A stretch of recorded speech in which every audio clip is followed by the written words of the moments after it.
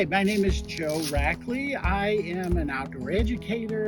I wanted to talk to you a little bit about just seeing what's around you, feeling what's around you, observing the things that you might not notice when you go outdoors. When you look around, when you're outside, it's amazing the things that you might find.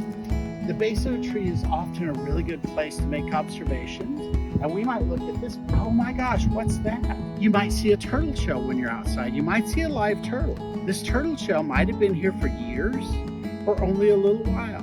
But if we didn't look at this tree and we didn't look down, we would never see this turtle shell laying there. But you never know what you're gonna see if you poke around outside in the leaves. From my perspective, there's always something to see. So just remember, when you go outside, remember to observe, listen, see, hear, occasionally smell, and maybe taste.